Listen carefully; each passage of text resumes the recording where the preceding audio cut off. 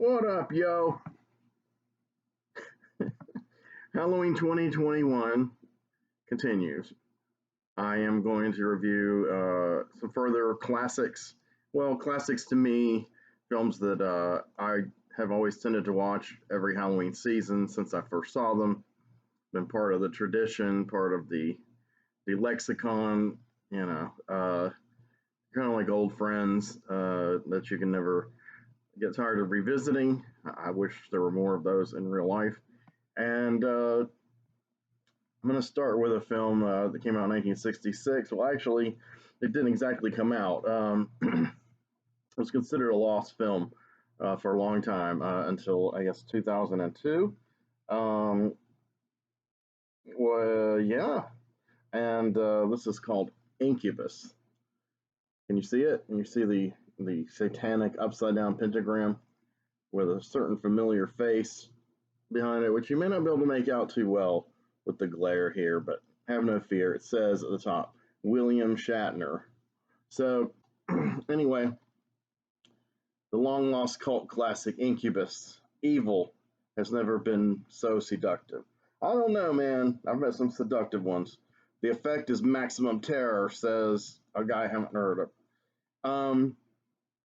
So yeah, it was selected for some film festivals when it was restored and finally screened. And Sci-Fi Channel generously helped fund this project, as well they should. This film has kind of interesting history to it. So 1966, this is like a year before.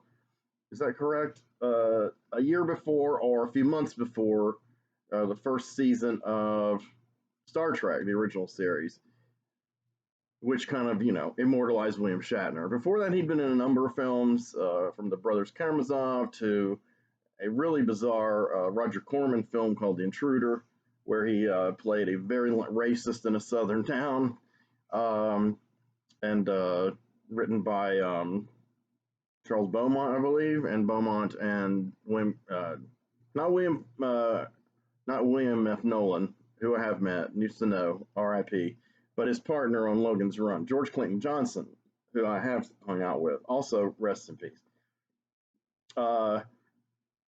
George Clinton Johnson and Beaumont make, cameo appearance in the film, and also has Jeannie Cooper, who went on to have a long run on the soap opera The Young and the Restless until she died several years ago. So anyway, as with a lot of those movies, that there aren't really any lead black characters, even though it's about, saving black people from virulent racist white people. I never liked that kind of stuff. Even To Kill a Mockingbird, I mean, I obviously, Brock Peters is a great actor. I had a cool character, but didn't say much. A little better example from that era is Sergeant Rutledge. In that case, the black character is the title character and played by the great Woody Strode. But he's like seventh billed on the, posters and not visually displayed. A lot has changed. So anyway, The Intruder, that's a movie for another time, one I may never review, but which I have seen a number of times.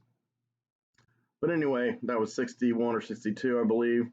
So a few years later, Shatner hooks up with Leslie Stevens, who had been a producer and one of the primary writers, as I understand it, on the Outer Limits, the great Outer Limits television series, which came in the wake of Twilight Zone, but was 1 hour episodes instead of half-hour episodes. Though Twilight Zone did for one season make the ill-advised decision to do an hour, and they felt kind of padded sometimes. So the Outer Limits was a little more science fiction than horror / strange tales like Twilight Zone was. Heady stuff, though, as they say. A couple Harlan Ellison classics aired on that. Demon with a Glass Hand and Soldier. Sixth Finger, was the first episode I ever saw, where David McCallum evolves into like man at the zenith of his evolutionary perfection. That was great. One day I would love to have the whole series of Outer Limits on Blu-ray. Twilight Zone is not as important because it streams everywhere, and I've seen every episode at least once, some several times, some infinite times. um, but I'm not here to talk about the Twilight Zone or even the Outer Limits. But the Outer Limits creator Leslie Stevens is the mastermind behind this very film. He wrote and directed it, and it was kind of an experiment. It was also kind of a evolution, taking his writing and filmmaking to another level in the sense that it was experimental on several fronts and more adult than his television work. So it was slated for theatrical release. Fates kept conspiring against it. So what makes it different? Leslie Stevens made the decision to shoot the entire film in the made up language of Esperanto, and Esperanto was intended to be a universal language. It would have elements of the various Romance languages and eventually, hopefully, be a bridge away from them into something common where people could know, everyone would know it, and we could reverse the Tower of Babel, I guess, But so it was kind of like a lot of experimental things conceived and popularized in the swinging 60s, the 1960s, and it was very much of its time. I don't think it gained much traction beyond the 70s. Fun fact, sort of related, Philip Jose Farmer, my favorite fiction writer, books anyway, in his Riverworld series, in order to, it's every human being that ever lived and died is resurrected on this millions-mile river. A huge chunk of the populace learns and disseminates Esperanto as a common ground language. And that was, I believe, the first volume of that in novel form. I want to say it was released in 1971. I could be wrong. Most of them came out in the 70s. There's 4 main volumes. Incredible series that I read when I was 14, I'm sorry. And life-changing writer and writings. I think the first volume, To Our Scattered Bodies Go, was indeed written and originally maybe published in a shorter form in the late 1960s. So we're talking the same kind of era, of seeing Esperanto as a possible, linguistic savior, or at least something that would, make things easier for the human race.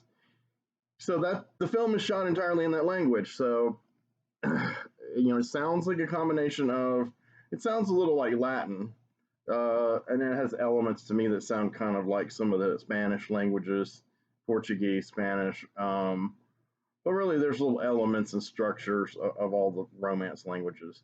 So it's not, it's super far out from what I'm speaking now. For instance, it's not like Japanese or Russian or anything like that. That to me is like a completely different platform. So all the characters speak Esperanto. We got that out of the way. The film was, when it had I think it was shown briefly theatrically in its day, and it had French subtitles. So unfortunately, and they were burned on, so as they did back then, to most of the prints. And unfortunately, it's before digital removal. So unfortunately, the extant print had French subtitles, so they had to put English subtitles superimposed over the French subtitles with kind of a black little box over them. So that takes more of the picture image. It's not really a fully widescreen film. It is in black and white, and it's only 76 minutes long. So, it doesn't overstay its welcome.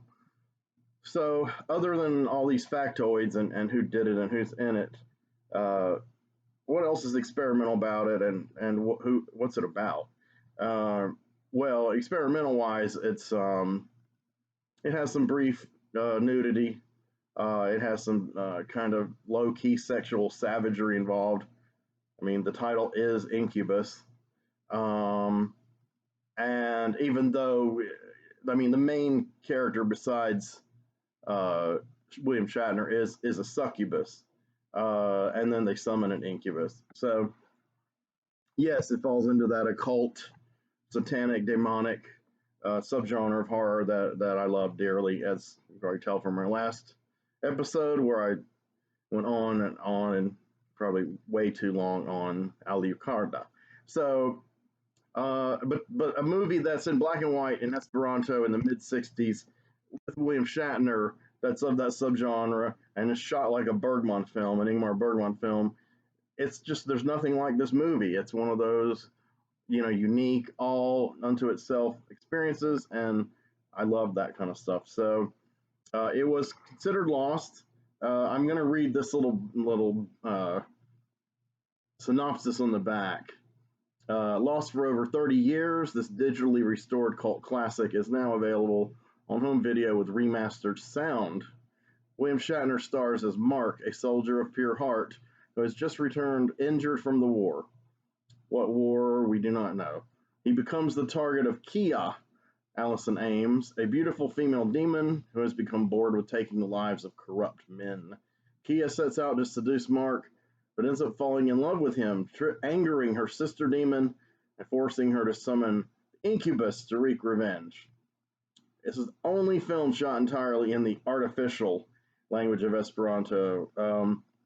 And it was shot by two master film cinematographers who later, really were a big part of the new Hollywood from the 70s.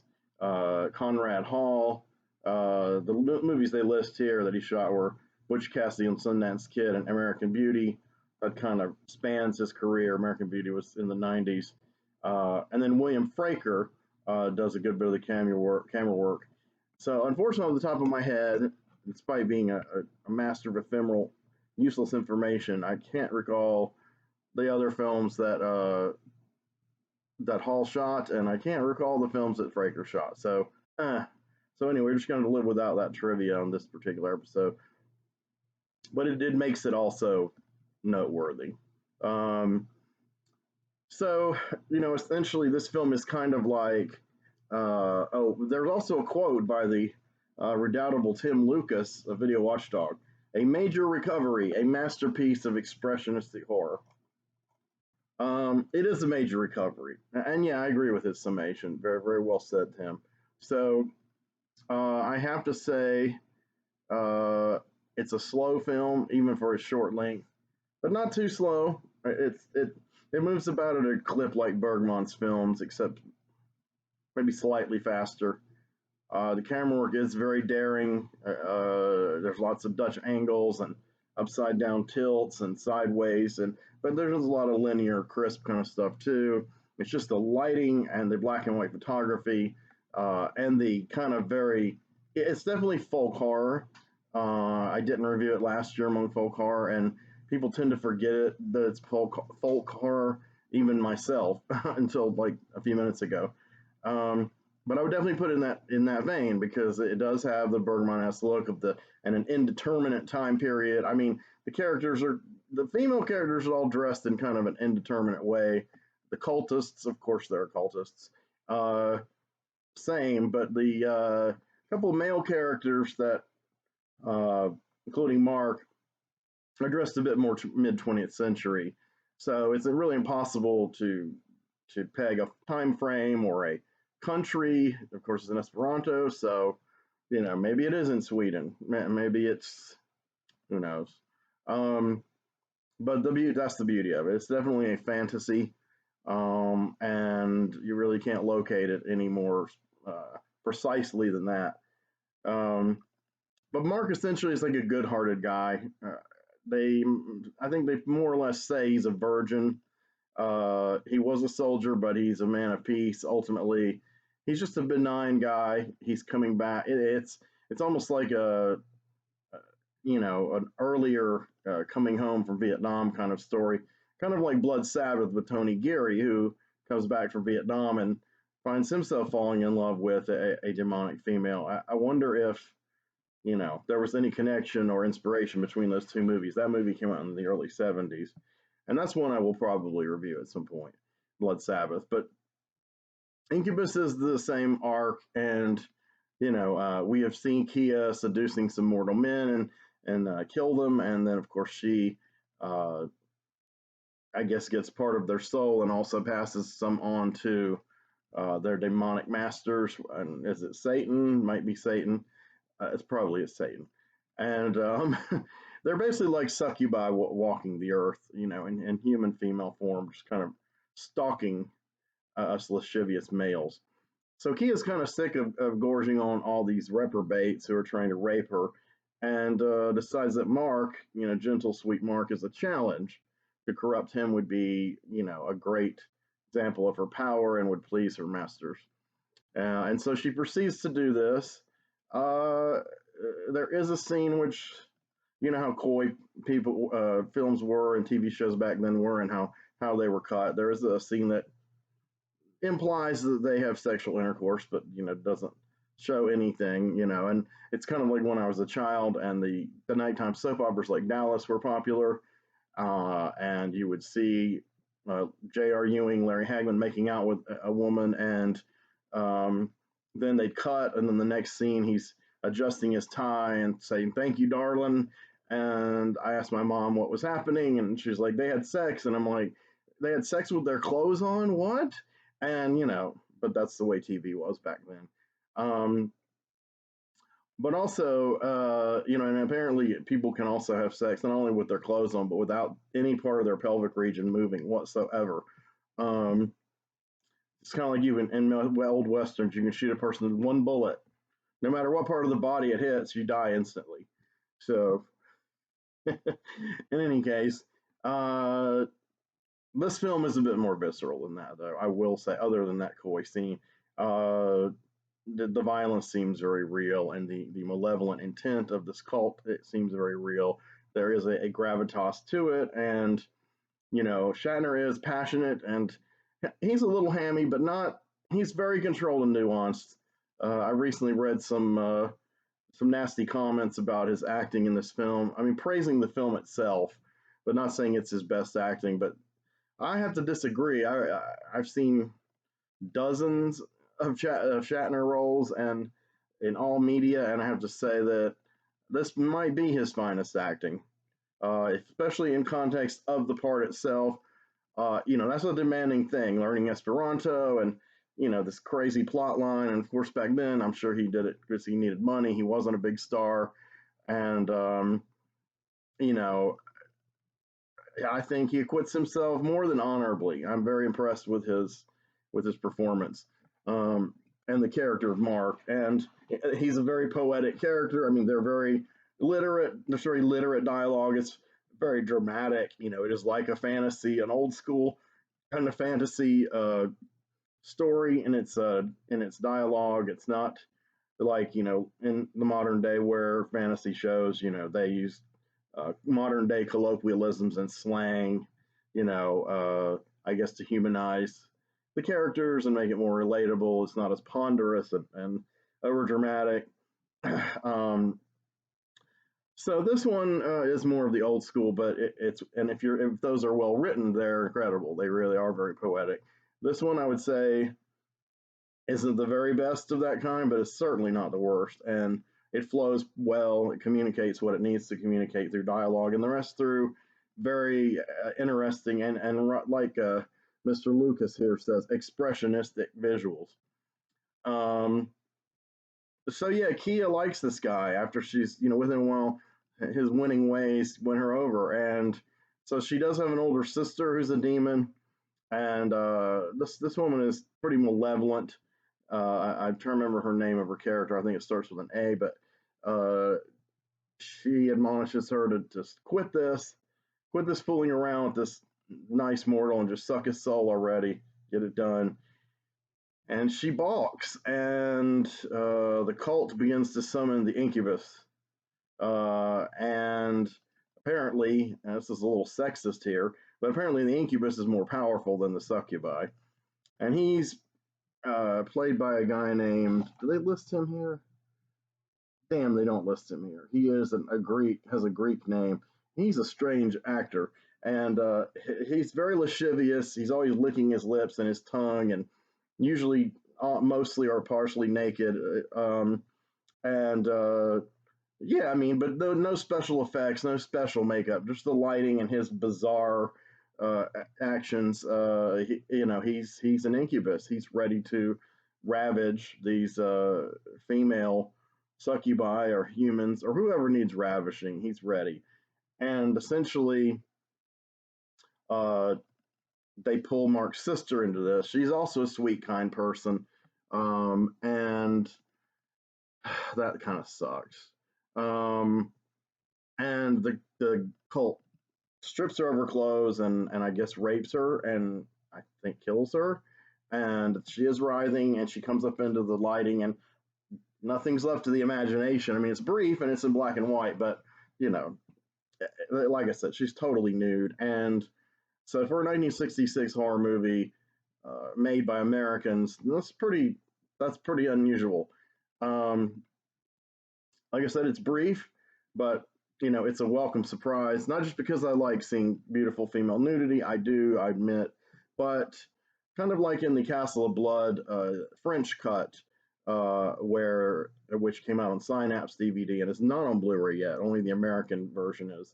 There are shots of uh, one of the characters completely topless, and it's pretty much just matter of fact. But Europeans have a little different sensibility, and they started using eroticism in their horror earlier than Americans. But still, it was cool. But of course, it didn't end up in the American cut. Um, so yeah, I feel really bad for Mark's sister. She's a very kind character, a little sickly, and all they have is each other. I think they live in like a shack here out in the middle of this indeterminate country side, and they get her, and he's trying to save her, and he is wounded by the incubus, and Kia goes to him, and she's willing to sacrifice her life, her own. Well, she doesn't really have a soul, so she's really willing to sacrifice her existence to help Mark, to be with Mark, and really basically, I guess, to die with Mark. And uh, they come into a church, and of course, being in the church itself repels Kia. And this whole tableau, it's like the final scenes are just brilliantly shot and um, really amazing acting by Shatner.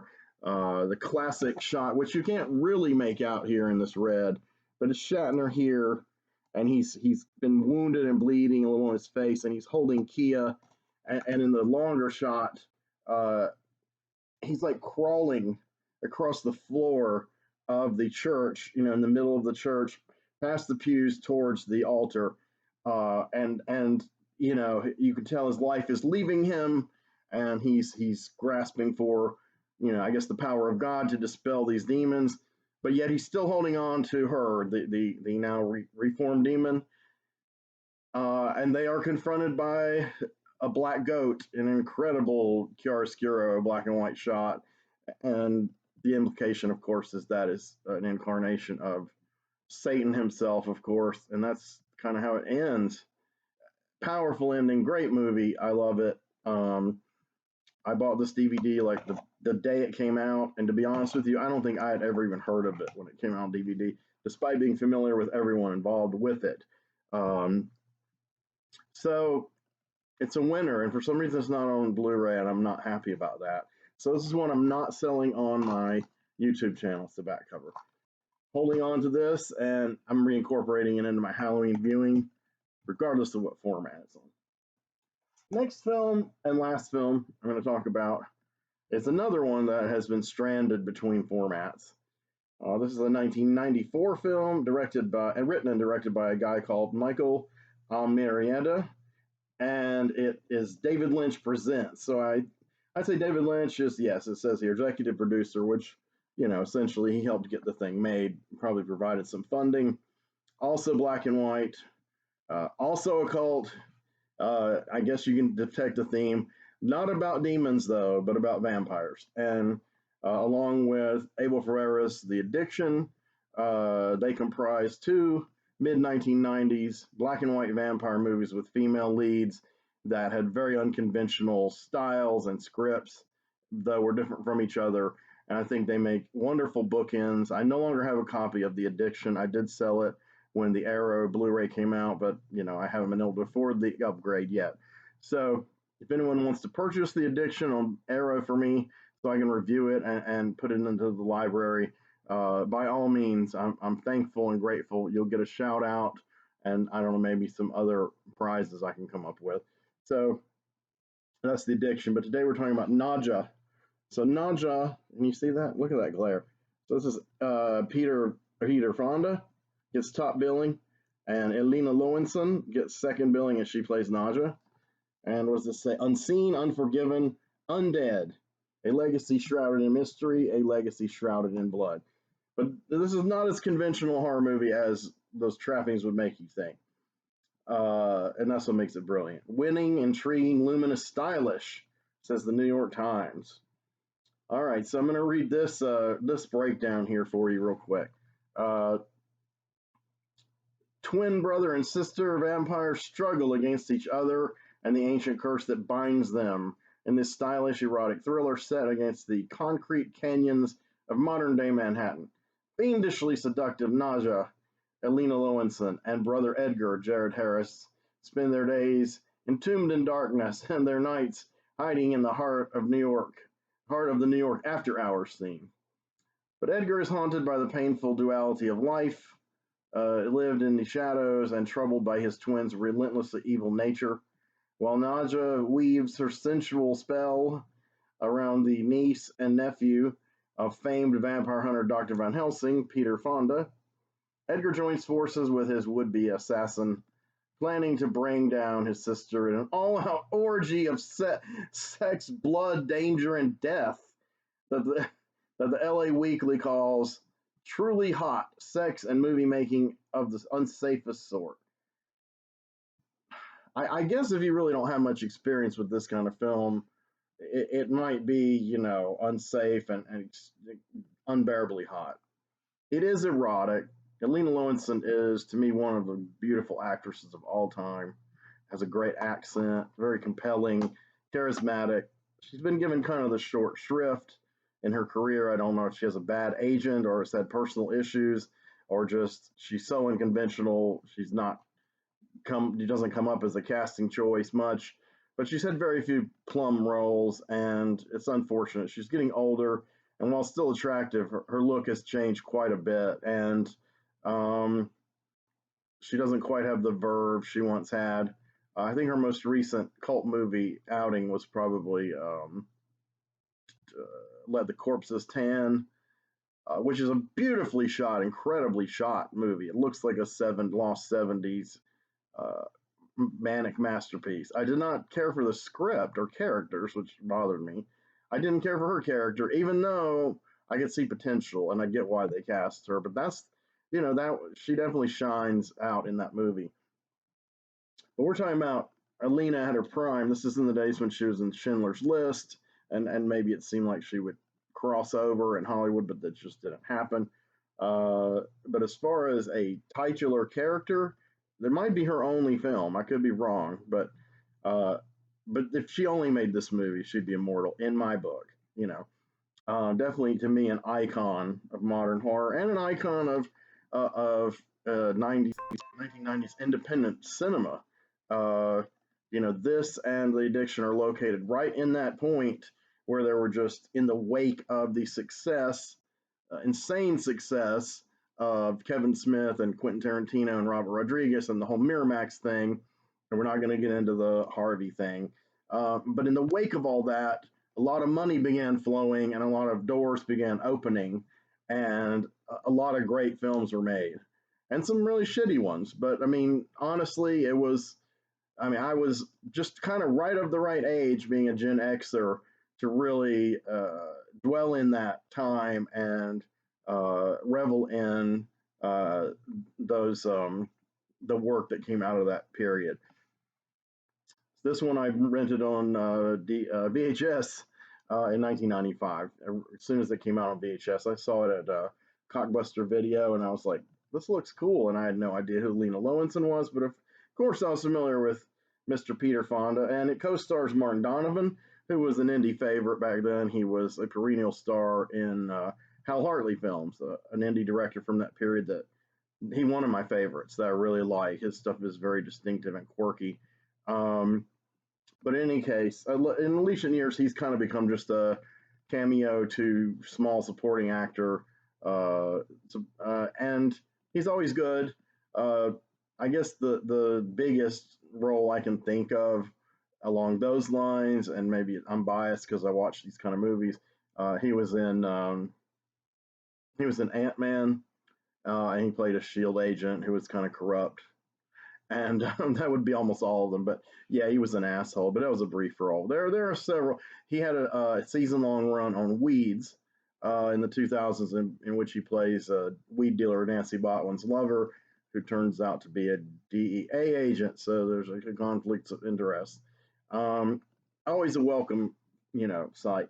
So he's playing it very straight in this movie, while the movie itself is kind of bizarre, very kind of surreal on the edge. You definitely see a Lynchian influence, though it's really not like his stuff. David Lynch himself does appear in it as a security guard um, at a morgue where NADJA and her manservant um, is kind of like a typical mopey goth human. I guess I'm forgetting what they call those kind of creatures where you've taken some of their blood, enough for them to be your slave, but not enough to vampirize them. But he is that kind of character, not a real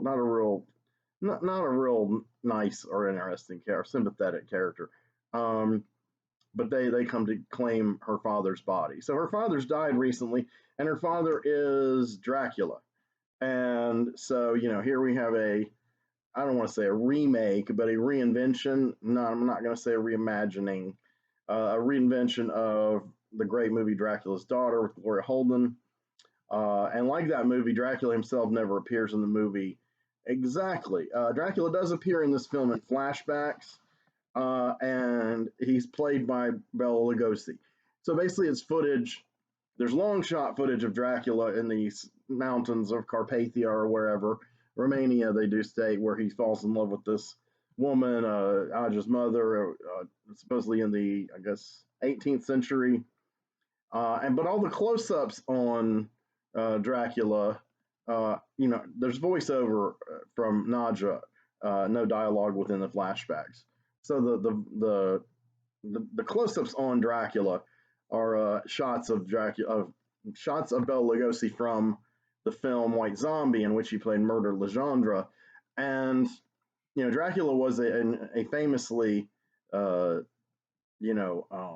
unshaven character. He at least always had a small mustache or mustache and goatee, sometimes a beard. Of course, most of the older movies, like the Lugosi and the early Christopher Lee ones, he's always clean shaven for some reason. Though in Jess Franco's Count Dracula, which is a closer adaptation of Stoker's novel, Lee does play him with the facial hair. It looks great. So since Lugosi played him, clean shaven, but he does play a character with interesting facial hair in White Zombie, and so they selected the Murder Legendre look, and I thought that was perfect. I wish he'd played Dracula once in his lifetime with that look, but it's perfect. Another great, cool synchronicity about this movie. But yeah, so NADJA, they had a child. Of course, um, there's varying riffs on the vampire legend and being undead as to whether you can conceive life because you're dead. You would think not, and that used to be the standard. Vampires couldn't impregnate people or bear children. In recent years, though, with kind of the more post Anne Rice, more erotic, and I'm not saying she had any vampires have children. I really don't know. I lost track of her a long time ago. But in that kind of post wave, yeah, vampires have full on sex and can get pregnant and have kids, depending on the work we're talking about. So this is one of those, really one of the first ones that I saw personally. And the mother gives birth to NADJA and Edgar. NADJA is named for the title character of Andre Breton's surrealist novel, NADJA, which I believe came out in maybe the 1920s. I have read part of it, never owned it. I'm selling a Breton novel on an eBay store if anyone's interested. Arcanum 17. He was kind of like the father of the surrealist movement. Um, but anyway, so that's another layer that the director, how do you say, Almereyda, has kind of put in there. Um, and of course, it wouldn't be a complete genre riff without a lesbian vampire angle. And so Nadja seeks out a young girl. Well, she's maybe in her early 20s, played by the writer Galaxy Craze, who is obviously not a professional actor. She's very deadpan and kind of, I don't know, but she fits that tone. I mean, her kind of deadpan Gen X hipsterisms,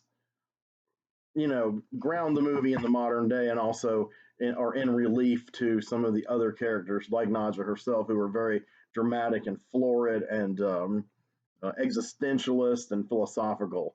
And so they make an interesting couple. And her name is, of course, Lucy. And Nadja, seeks Lucy as a sex partner. She kind of enslaves her. She doesn't completely vampirize her. She doesn't. I guess she's going to. She does enslave her and seduce her, and there's a passionate affair there, as passionate as Galaxy Craze can get. I mean, it's just not very passionate, but you know what I mean. And Lucy is married to Martin Donovan's character, Jim, and the other twist is that Jim is the nephew of the Dr. Van Helsing character we thus utilized in this film.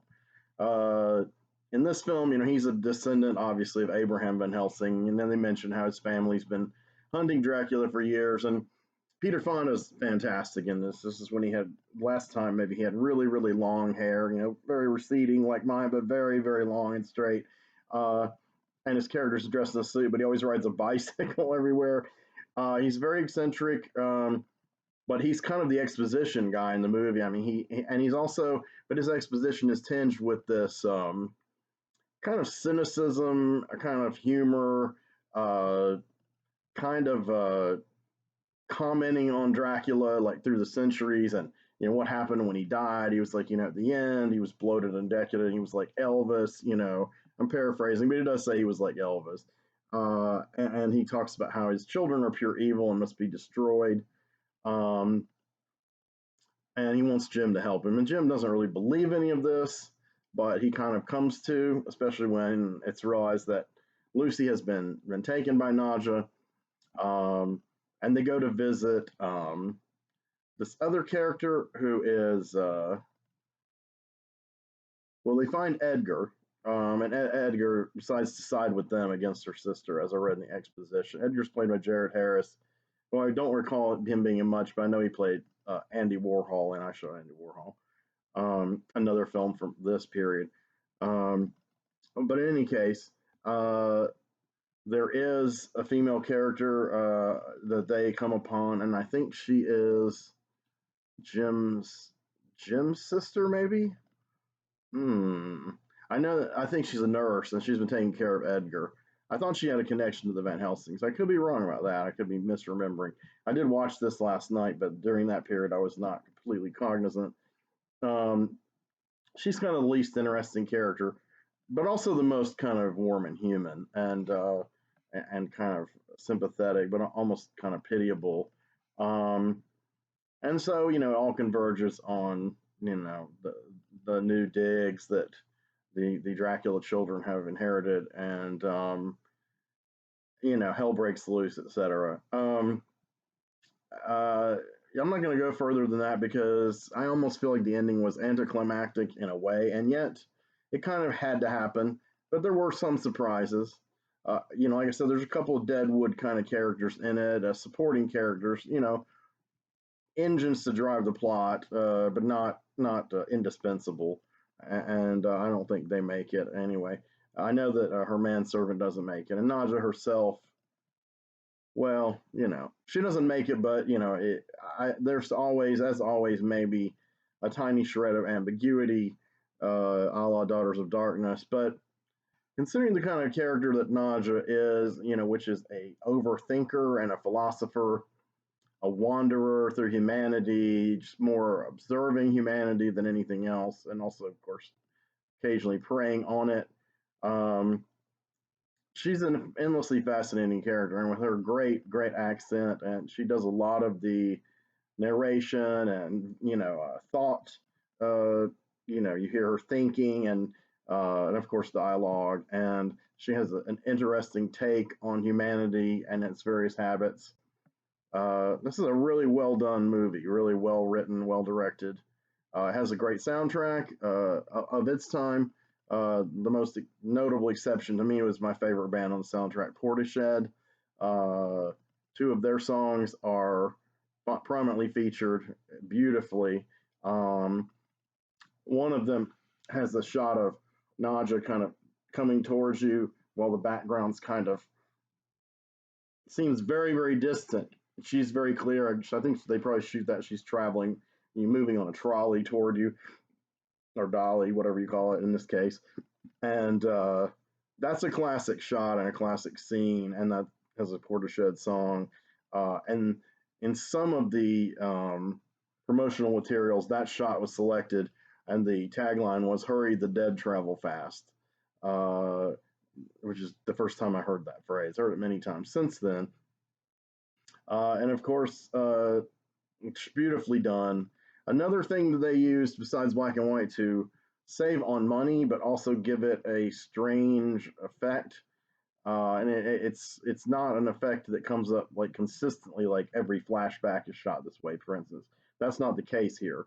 Uh, it's a little random, so it can be disorienting, I guess, if you're trying to figure, oh, why does it suddenly look like this? Uh, I don't know. Maybe those are the points where they ran out of money for film and had to.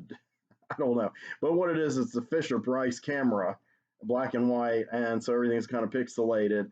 But it does work. I mean, with the way it's shot and in slow motion, slowed down to slow motion, and then with the music, it gives it that otherworldly feel. Something not out of place in a film David Lynch would be involved with. So I highly recommend this movie. Um, the actual soundtrack itself is done by Simon Fisher Turner, who's really great techno artist or electronic artist.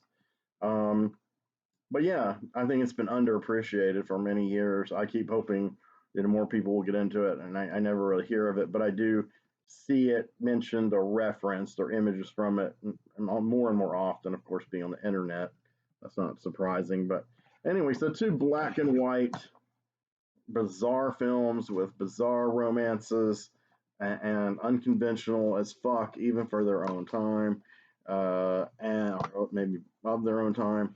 But that's my Halloween 2021 viewing and video. God, this is a short one for me, so my lighting keeps kind of going wonky in and out because I'm using the natural lighting in my window here. And so as the daylight wanes, I'm going to make my exit. So take care and thank you.